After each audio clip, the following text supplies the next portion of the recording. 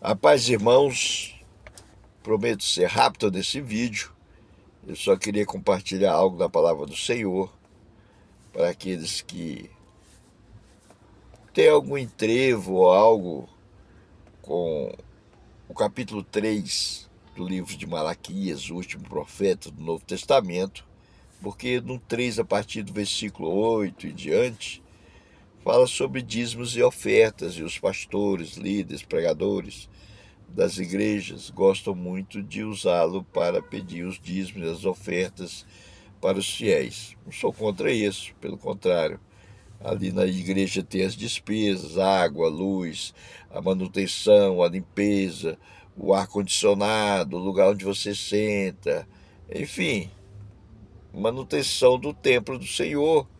E isso também é um ensinamento da palavra, que dizia lá que os levitas, que são aqueles que tomavam conta da igreja, das coisas de Deus, eles não recebiam salário, eles eram proibidos de trabalhar e eles tinham que ser sustentados. Então o Senhor disse: levai a manutenção para esses sacerdotes que cuidam única e exclusivamente da pregação, das coisas de Deus, né, do santuário, enfim, né? Mas você tem um entendimento disso?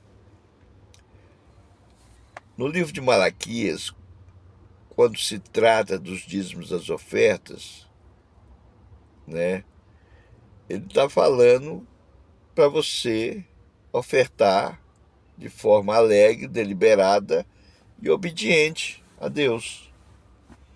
Mas o contexto não é esse, de levar dinheiro, levar dinheiro, levar dinheiro. E eu não sou contra os dízimos e ofertas, não estou falando aqui nada contra.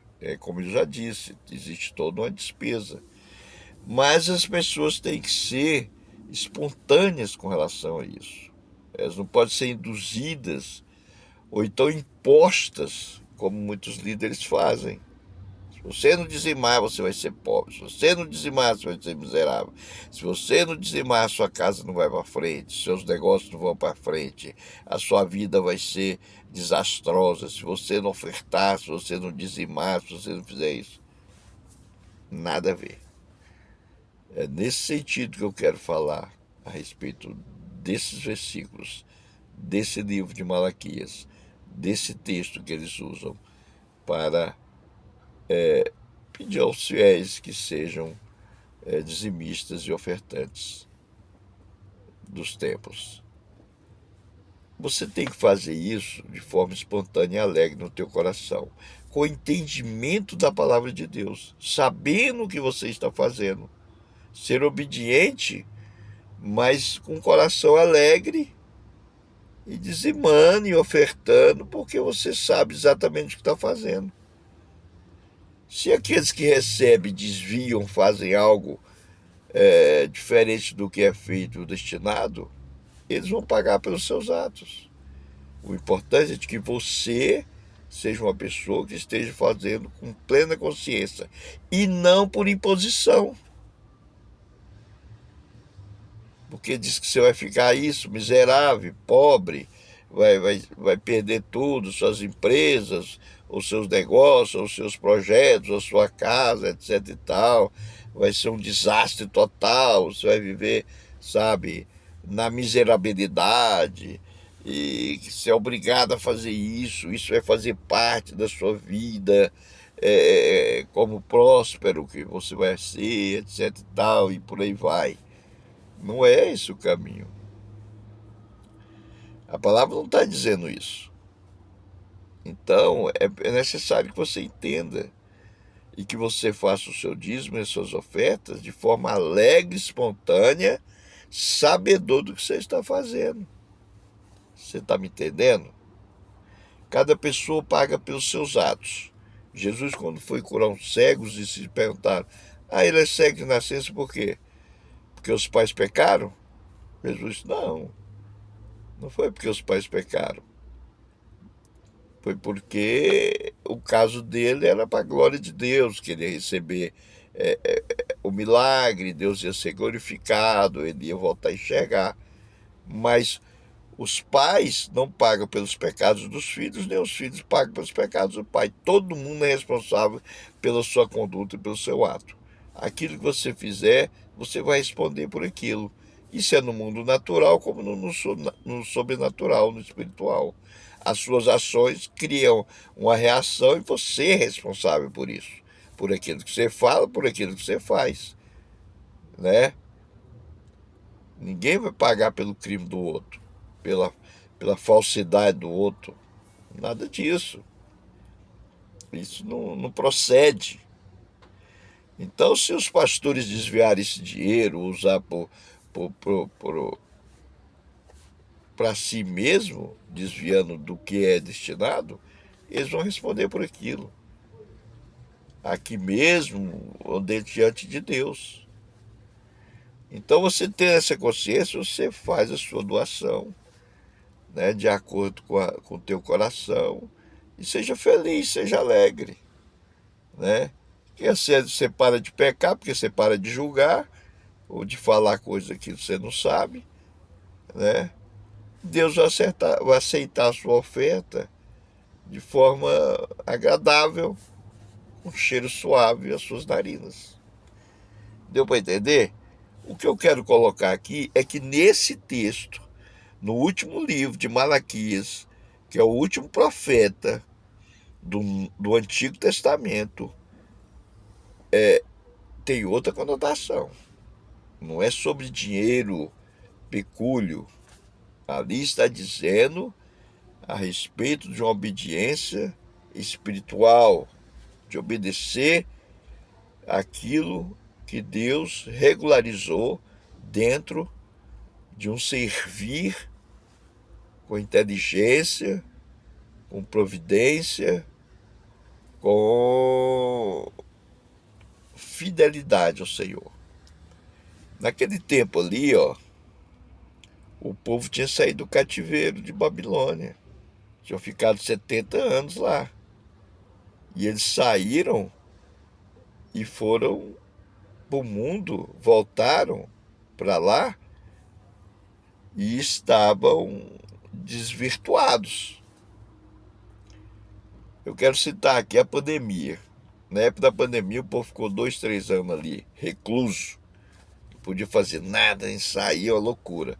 E muitos diziam que ia acontecer uma devassa muito grande. Quando abrisse, vamos colocar assim, né, meio que esdrúxulo esse exemplo, mas quando abrisse a porteira e o povo pudesse sair, a boiada ser estourada e o povo ia ser um consumismo e ia fazer tudo que não foi sem fazer esses 2 anos, né? Então ia pecar triplicado para compensar o tempo, ia ser uma loucura pós-pandemia. E realmente isso aconteceu. Era uma previsão que foi cumprida. E até hoje nós sofremos com isso, né? Até hoje nós sofremos com a violência exacerbada, com o povo no consumismo, uma coisa assim de louco, né? Queria fazer tudo uma vez, o que ficar sem fazer esse tempo.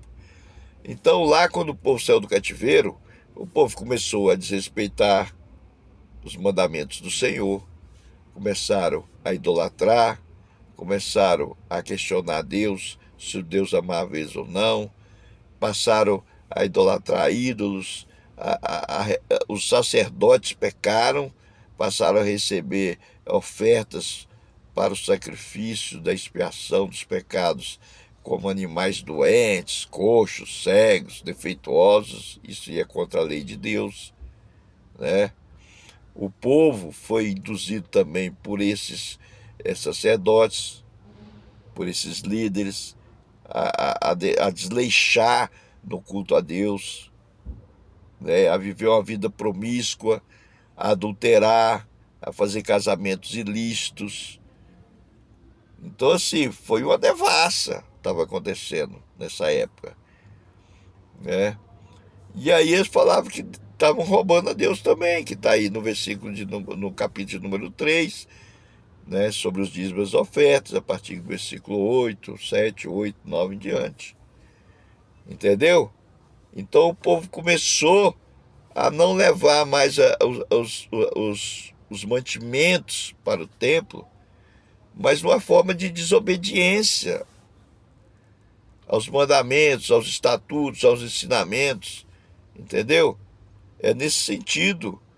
Passar a não prestar o culto racional, o culto bendito, o culto verdadeiramente de adoradores de espírito e verdade, passaram a profanar as coisas do Senhor. E nós estamos falando aqui de coisas espirituais e não de coisas materiais. E esses versículos aí dizem respeito a isso. Entendeu? Passaram a não levar é, é, o tempo deles para servir ao Deus de qualidade. Você vê alguma semelhança com os dias de hoje? Hã? O tempo que o pessoal gasta para orar, para buscar, para ir no templo, é o tempo que sobra. Tudo que sobra é para Deus.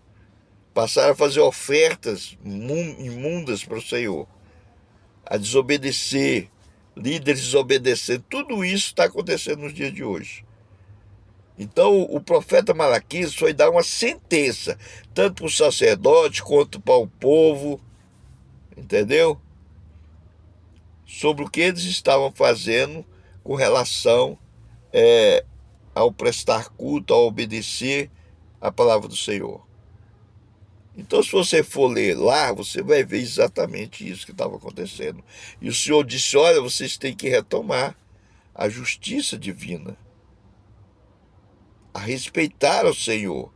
Inclusive, tem uma passagem lá que diz assim: você ia levar uma oferta, um carneiro ou alguma coisa parecida para o governador, doente, coxo, cego, defeituoso, carne podre, sobra. Você ia dar isso para o governador? Não, né? Por quê? Porque você não ia fazer isso, você tinha vergonha, tinha respeito, tinha toda aquela coisa. Agora você oferece isso para Deus? Então eu te pergunto, o que você está oferecendo para Deus? Aquilo que sobra? Aquilo que é resto? O seu tempo está sendo um tempo... hoje eu não estou fazendo nada, você vira ao Senhor, vou orar, vou no templo, né? O que você está servindo a Deus? Como que está a sua vida espiritual?